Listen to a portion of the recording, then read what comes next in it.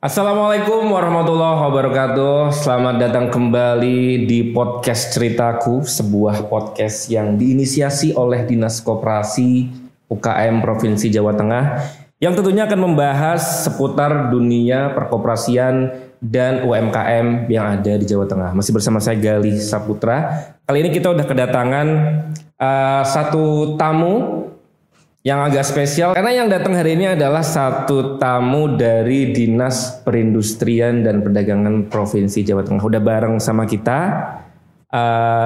Ibu atau Mbak nih enaknya nih? Mbak aja. Oh, Mbak aja. Mbak Rahmi Nur Saada. Mungkin Saada. Halo Mbak Rahmi, gimana kabarnya Mbak? Alhamdulillah sehat. Mungkin sebelum kita ngobrol lebih lanjut bisa perkenalan dulu mungkin sama teman-teman Sobat Koperasi UKM. Mbak Rahmi ini di Disperindak bergelut di bidang apa, terus job desk-nya apa? Oke, panggilnya Sobat Koperasi dan UKM. Dan UKM, oke. Assalamualaikum warahmatullahi wabarakatuh. Selamat siang atau malam kapanpun dinonton ya ini kepada seluruh Sobat Koperasi dan UKM. Perkenalkan saya Rahmi, saya dari Dinas Perindak Provinsi Jawa Tengah. Di Disperindak biasanya kita menyebutnya Disperindak ya. Disperindak itu jabatan saya sebagai analis perdagangan ahli muda. Juga saya merangkap sebagai subkoordinator seksi ekspor dan impor. Jadi memang keseharian saya ya mengurusi segala sesuatu yang berkaitan dengan ekspor dan impor. Oke. Jadi udah ketebak mungkin ya ini narasumber yang datang ini dia sehari-harinya bergelut dengan apa. Nah tentunya hari ini kita juga akan membahas seputar itu ya. Kita akan membahas seputar ekspor dan impor nih teman-teman. Mungkin teman-teman pelaku UMKM terutama yang udah mulai kepikiran pengen memperluas pasarnya atau bahkan mungkin sudah merencanakan tahun ini ditargetkan udah mulai membuka pasar di luar negeri gitu ya, mungkin bisa disimak podcast ini sampai nanti selesai gitu ya. Nah Mbak Rahmi, membuka obrolan kita nih terkait ekspor dan impor. Sebenarnya definisi ekspor dan impor itu seperti apa? Apakah sesimpel pokoknya kita udah jual barang produk kita ke luar negeri nih atau seperti apa? Adakah syarat-syarat unsur-unsur yang harus terjadi di dalamnya atau gimana? Iya, sebenarnya kalau ini saya jawabnya sesuai baku dulu ya. Jadi kalau sesuai Undang-Undang Nomor 7 Tahun 2014 itu tentang perdagangan, ekspor itu definisinya keluarnya barang dari wilayah kepabeanan. Nah, wilayah kepabeanan itu sendiri sebenarnya wilayah NKRI yang di dalamnya itu berlaku Undang-Undang Kepabeanan. Jadi apapun sebenarnya semua barang yang masuk maupun yang keluar itu sudah disebut ekspor. Yang keluar ekspor, yang masuk disebut impor. Jadi tidak lantas hanya yang lewat kontainer, hanya yang lewat kargo disebut ekspor, itu tidak. Jadi barang yang kita bawa naik pesawat, hand carry lah istilahnya ya, itu pun disebut ekspor. Barang yang dikirim lewat pos asal keluar negeri ya, keluar dari negara kita, itu disebut ekspor. Begitu juga impor kebalikannya yang masuk.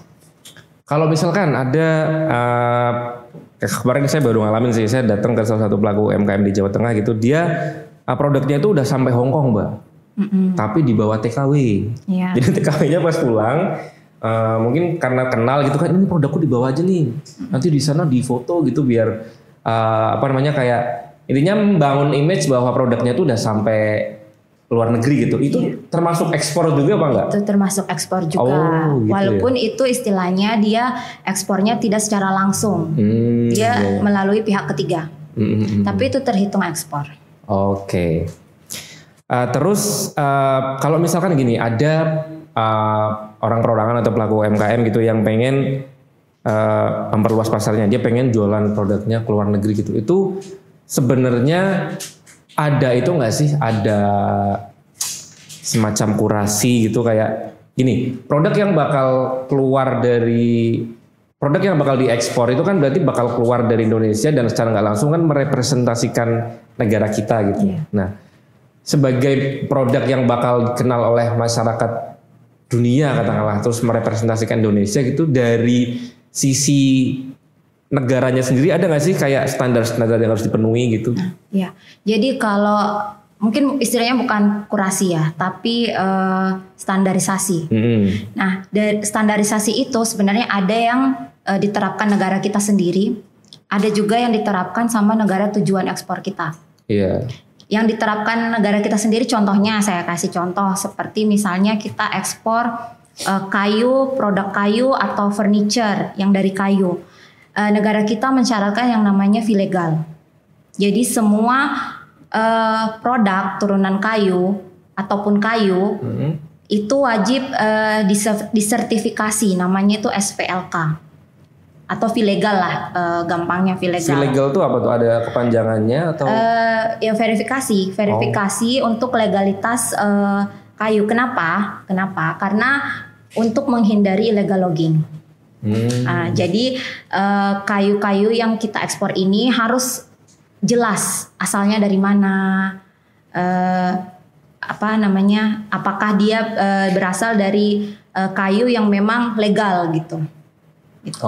Seperti itu contoh kalau yang diterapkan negara kita. Ada juga misalnya kayak produk-produk pertanian. Produk-produk pertanian itu diwajibkan untuk dikarantina sebelum diekspor. Untuk menghindari misalnya ada hama pengganggu atau serangga terkirim ke negara orang lain lah, negara tujuan ekspor.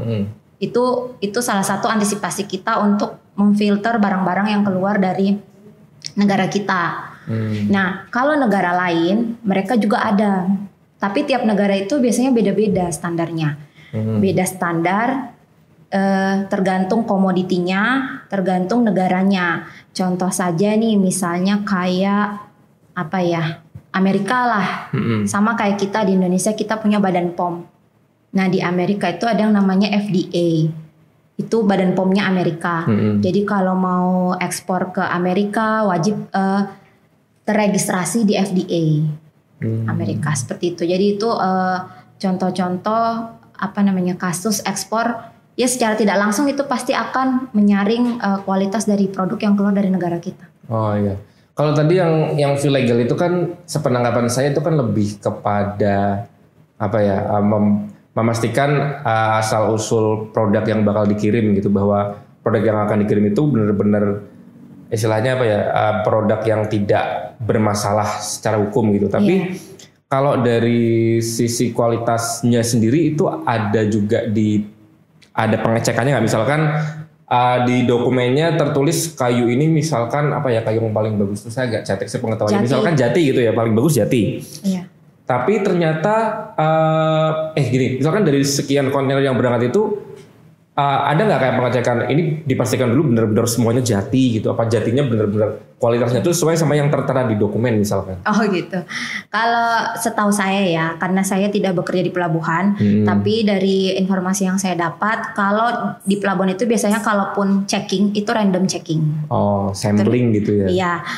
Dan kayaknya tidak mungkin. Misalnya dia sudah mau, dia harusnya ngirimnya jati nih, tapi dia ternyata di dalamnya ada yang nggak jati, ya nanti dia pasti kena sama pembelinya nggak akan mau bayar. Oh iya. Pasti seperti itu. Nah kalau SPLK sendiri, setahu saya, sepemahaman saya, itu tidak hanya mengecek asal usul kayu, tapi sampai ke manajemen perusahaan. Jadi memang sertifikasinya itu penilaiannya cukup luas, manajemen, tenaga kerja, sampai ke proses produksi dan bahan baku dan lain sebagainya. Oke. Kalau step by stepnya sendiri Mbak, misalkan ada pelaku UMKM atau perorangan gitu yang pengen gitu memasarkan, menjual produknya ke luar negeri, itu langkah-langkah yang harus dilakukan itu apa aja dari mulai awal banget sampai akhirnya tuh gimana? Ini ceritanya dia sama sekali belum pernah ya. Belum tahu. Nah, baru pertama kali gitu. Kalau secara umumnya sih yang jelas pertama dia harus nentuin dulu dia mau ekspor apa nih. produknya. Dan dia harus pastikan produknya dia itu memenuhi standar dan kualitas negara yang jadi incarannya dia. Jadi misalnya dia maunya taruhlah ASEAN gitu. Dia harus tahu nih spek pasar ASEAN itu seperti apa, kualitasnya mau seperti apa. Atau Jepang lah, misalnya Jepang itu yang paling paling detail tentang spek, paling panjang spesifikasinya. Iya, paling real lah seperti itu. Nah, kalau dia sudah tentuin produknya, dia sudah yakin sama kualitas produknya. Kualitas ini ditunjukkan salah satunya dengan standarisasi tadi itu. Nah, yang kedua, dia harus punya pemasok. Jadi gini, namanya kita ekspor itu kapasitas produksi kita, apalagi kalau UKM ya, pasti dia kapasitasnya tidak akan terlalu besar. Nah, untuk mengantisipasi permintaan yang terlalu tinggi di luar dari kemampuan dia harus jaga-jaga nyiapin yang namanya pemasok. Dia harus punya pemasok. Pemasok yang tentunya kualitasnya itu sudah sesuai dengan yang dia harapkan, dengan standarnya dia. Contoh nih yang biasanya kayak gitu tuh kayak gula semut. Nah, perusahaan gula semut itu biasanya mereka akan kerjasama dengan petani gula semut. Nah, caranya mereka menjaga kualitas ya tadi biasanya mereka ngasih pelatihan ke petaninya atau bantu sertifikasi organiknya, karena biasanya gula semut kan organik ya, umumnya organik seperti itu. Nah, yang ketiga, saat dia sudah bisa memastikan pasokannya, sudah bisa memastikan kualitas produknya, dia mencari pembeli. Nah, mencari pembeli ini tuh dikombinasikan dengan memaksimalkan promosi. Sekarang kan udah serba teknologi nih, internet, promosi gampang, itu banyak platform yang bisa kita manfaatkan untuk promosi. Untuk cari calon pembeli pun banyak website yang bisa kita manfaatkan. Saya kasih contoh, ada yang namanya website trademap.org. Ada juga yang namanya exportpotensial.inakrep.org. Nah, itu tuh website-website seperti itu tuh bisa menjadi sumber informasi kita. Misalnya produk kita apa, kita cari di negara mana yang paling laku produk kita itu. Kita bisa, di situ ada petanya, ada peta potensi kelarisan produk kita. Nah, saat kita sudah dapat pasar, dapat calon pembeli, yang selanjutnya harus kita pahami adalah pengurusan perizinan.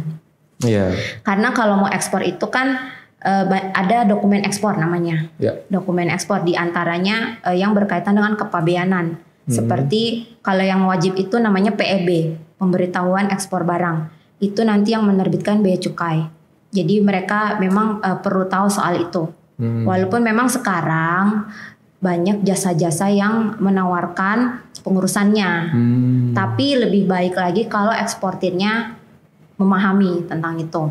Nah, yang terakhir dia harus bisa menentukan metode pembayaran. Ya tadi itu untuk menghindari penipuan, menghindari rugi dan sejenisnya. Karena metode pembayaran ekspor itu ada berbagai macam.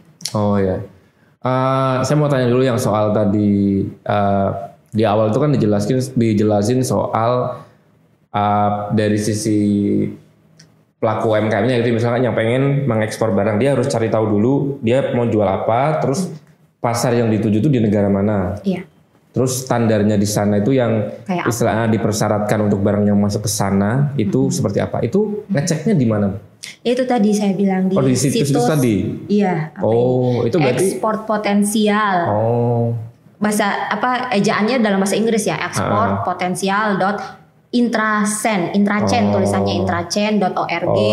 Ada juga yang namanya trademap.org. Kayak gitu. Berarti teman-teman misalkan ada yang sudah mulai berencana buat ekspor gitu, mungkin bisa ke situ dulu gitu ya. Iya, bisa. Tapi kelemahannya dua website ini dalam bahasa Inggris. Jadi harus standby kamus juga gitu kalau nggak tahu ya. Nah, tapi sebenarnya bisa ini Kementerian Perdagangan itu juga menyediakan website-website yang berbahasa Indonesia. Mungkin memang tidak selengkap dua website ini karena kan ini website dunia ya.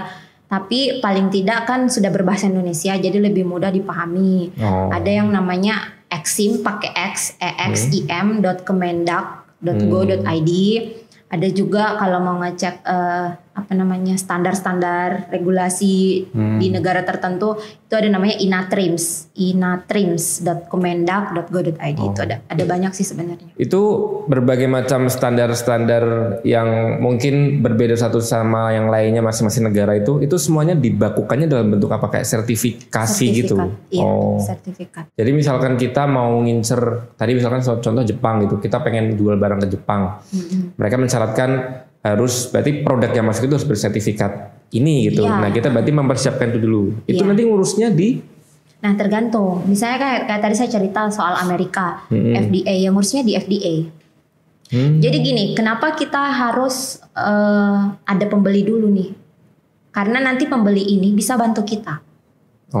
Ya, misalnya sertifikasi ini kita harus terdaftar di FDA negaranya. Kita bisa minta tolong juga sama mereka. Caranya seperti apa? Kalau misalnya bingung ya, karena kan pembeli kita ini butuh barang kita. Dia pasti akan bantu sama kita. Atau ada cara kedua, kita memanfaatkan yang namanya perwakilan perdagangan.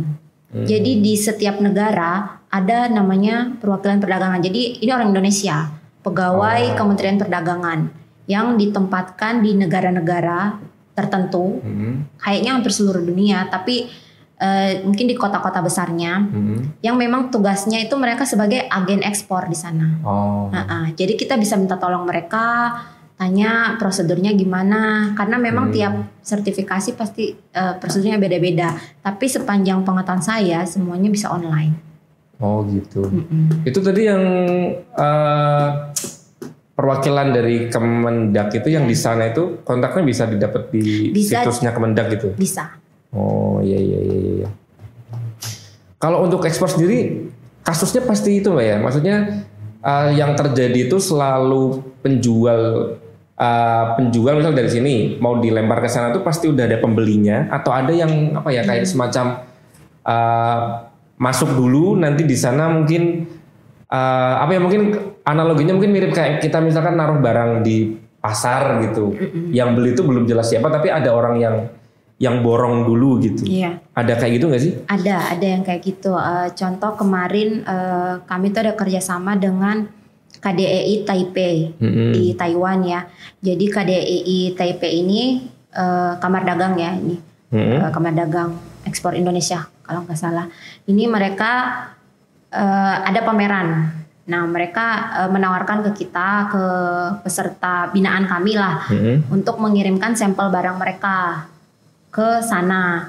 Nanti dibantu untuk menjualkan di sana. Cuman ya memang ini balik lagi ke pelaku usahanya. Mereka berani modal apa tidak untuk hal itu. Tapi tentunya kan kalau yang membantu ini kayak KDEI atau perwakilan perdagangan lainnya, kredibilitasnya udah jelas pasti kan ya insya Allah lah tidak mungkin ditipu. Karena mereka kan pegawai pemerintah ya. Modalnya tuh berarti tadi konteksnya buat apanya? Dia sampel dulu yang dikirim ke sana gitu? Iya, sama ngirim. Berarti itu kan jadi nilai istilah kayak investasi di awal dulu gitu ya? Iya. Oke. Kalau laku kan pasti nanti mereka akan dapat hasilnya. Kalau dari dinas perindak sendiri Mbak, ada nggak sih semacam pelatihan atau pendampingan gitu buat mungkin UMKM di Jawa Tengah, kayak dibimbing terus dikasih pengetahuan lebih soal intinya dipersiapkan untuk lebih nanti ke depannya tuh biar bisa ekspor gitu? Ada nggak pelatihan kayak gitu Mbak? Ya pastinya ada ya, dan ada beberapa macam. Cuman ada satu program kami yang cukup jadi unggulan gitu, namanya Export Coaching Program. Nah Export Coaching Program ini kami udah ngelaksanain dari tahun 2019. Ini tuh pendampingan 1 tahun. Jadi tidak hanya pelatihan 1 kali di kelas selesai, tidak. Jadi ada 8 tahapan di program ini. Ada pertemuan kelasnya ada, nanti pendampingan produknya ada, sampai nanti ke kemasannya. Jadi kita namanya coach yang membimbing mereka, namanya coach ya.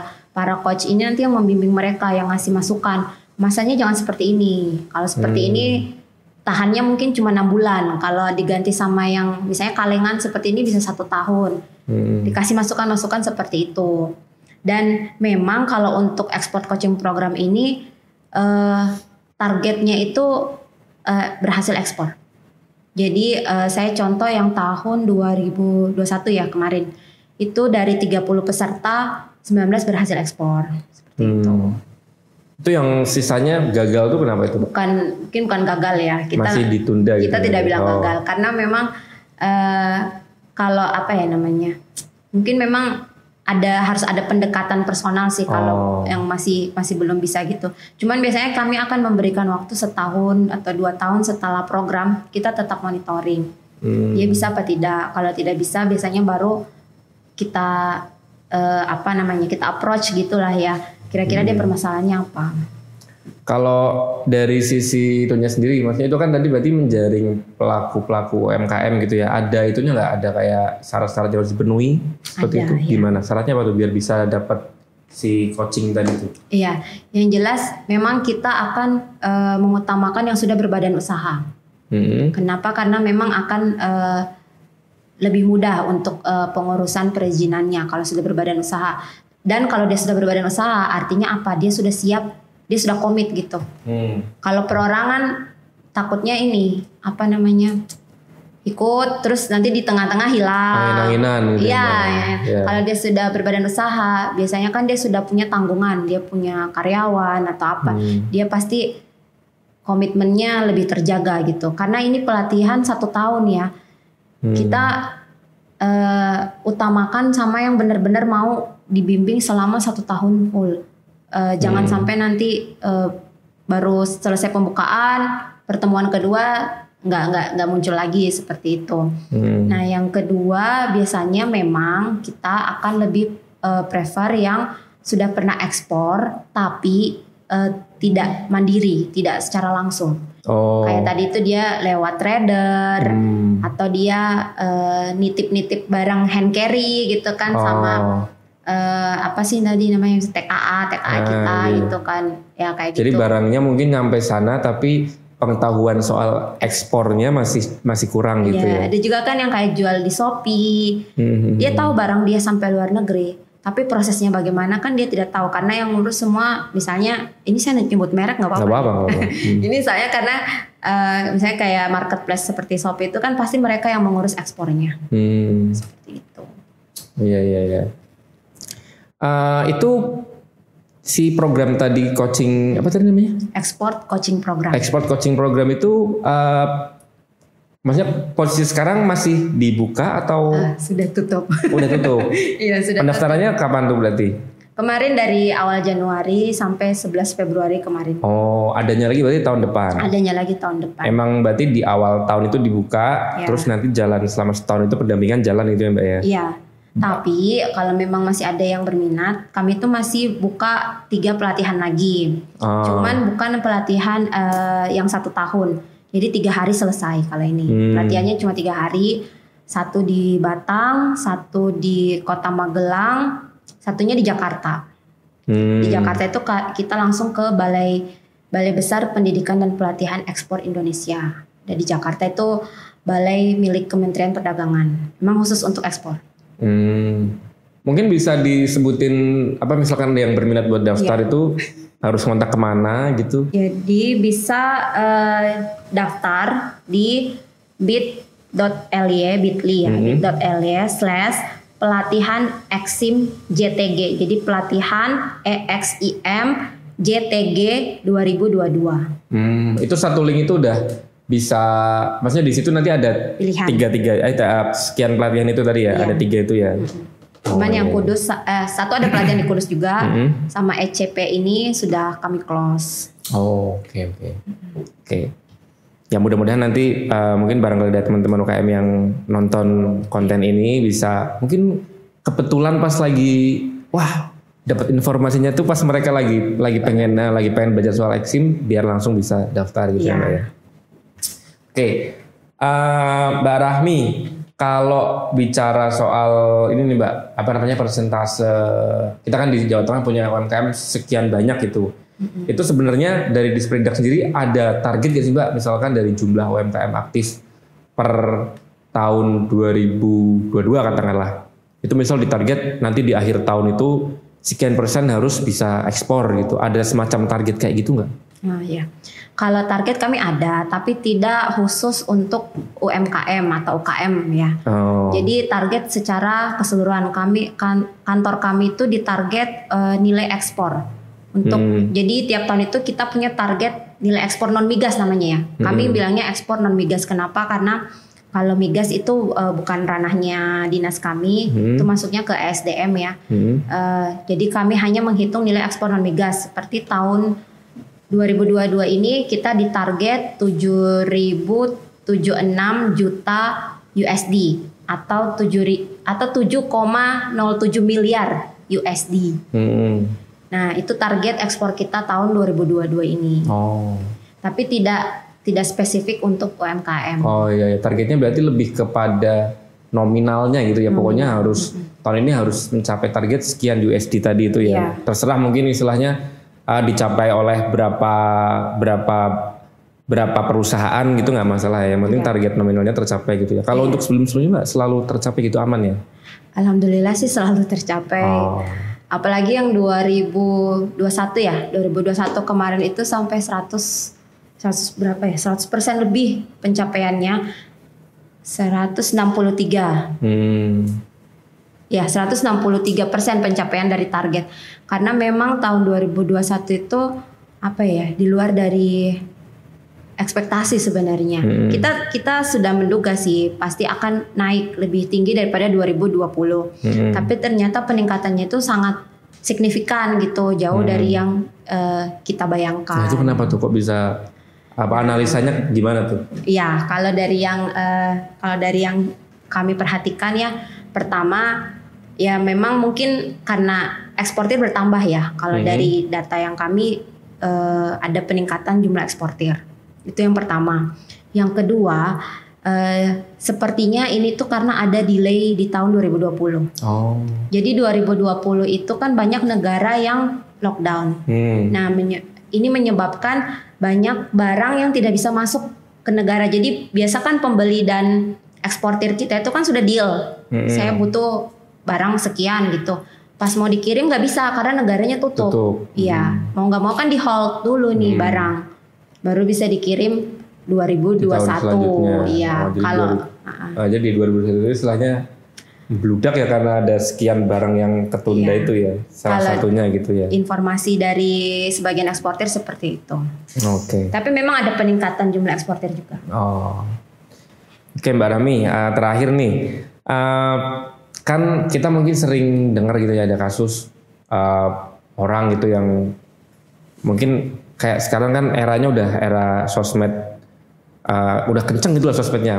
Transaksi atau komunikasi yang terjadi itu bisa udah nggak terbatas lagi sama daerah gitu kan. Orang mungkin katakanlah di daerah terpencil di Grobogan sana gitu ngupload barang bisa aja mungkin ditawar orang dari Malaysia, dari Jepang gitu.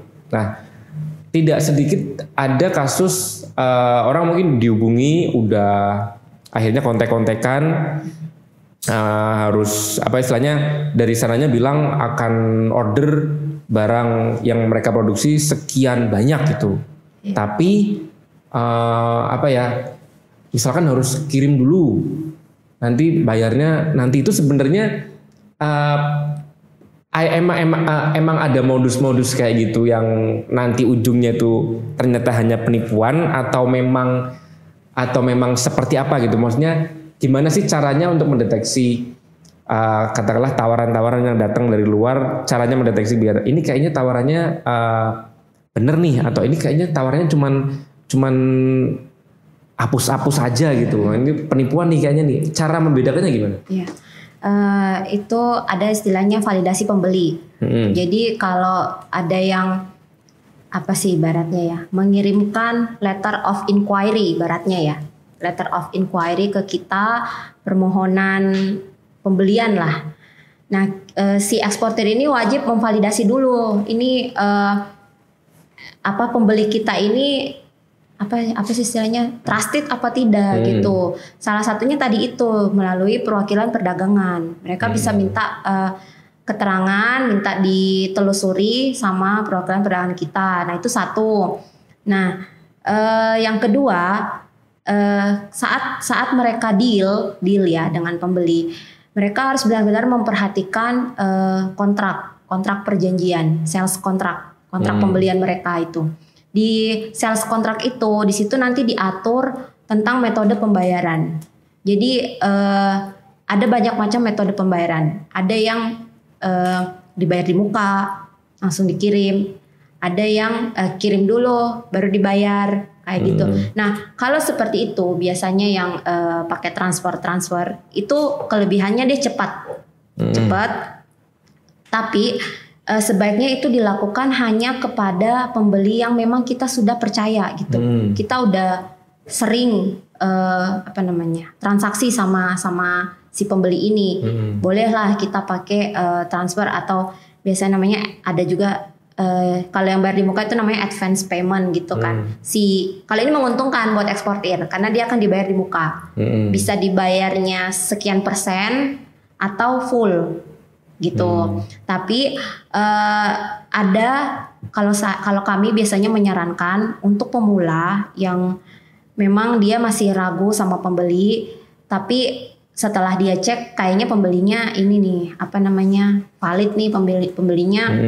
Oke lah, ini memang ada, bukan perusahaan fiktif gitulah ya. Nah, dia bisa memilih metode pembayaran yang namanya letter of credit.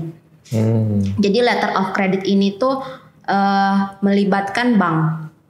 Jadi si pembeli akan membuat semacam jaminan, membuka jaminan namanya LC ya. Kalau letter of credit itu kita istilahnya LC. Membuat jaminan LC di banknya dia, namanya bank importir di luar negeri ini.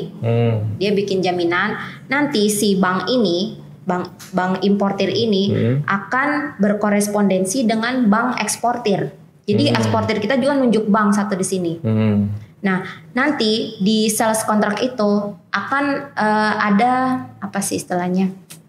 Ada perjanjian di sales kontrak itu yang menyatakan untuk mendapatkan pembayaran, si eksportir itu harus mengirimkan dokumen antara lain apa aja gitu kan. Misalnya invoice, BL itu dokumen-dokumen ekspor istilahnya. Invoice, BL, SKA atau COO kayak gitu. Nah, nanti kalau si eksportir sudah ngirim barang, barangnya sudah sampai nih di pelabuhan tujuan.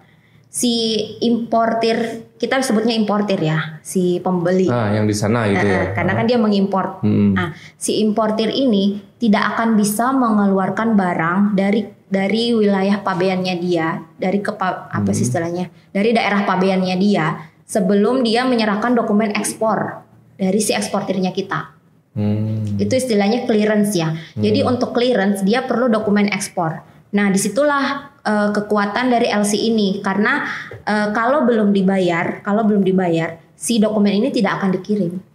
Okay. Kalau dokumennya tidak akan dikirim, maka si importernya tidak akan bisa clearance, dia nggak bisa ambil barang itu. Nah, bank importir dan bank eksportir ini berperan sebagai pihak ketiga. Mereka lah yang akan jadi perantara proses pembayaran ini. Iya.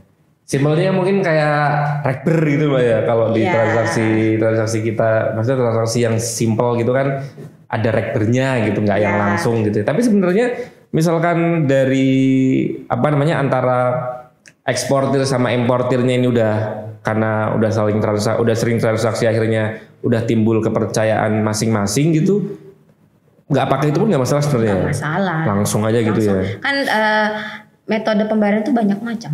Ada yang bayar di muka, ada yang sistem transfer. Iya. Kalau yang bayar di muka dan sistem transfer kan hanya melibatkan eksportir dan pembeli kan. Tapi kalau sudah pakai metode pembayaran kayak tadi saya LC, ada juga yang namanya DC atau DA, itu banyak macam ya. Itu semuanya melibatkan bank. Memang lebih ribet dan mungkin ada biayanya ya, karena namanya bank ya.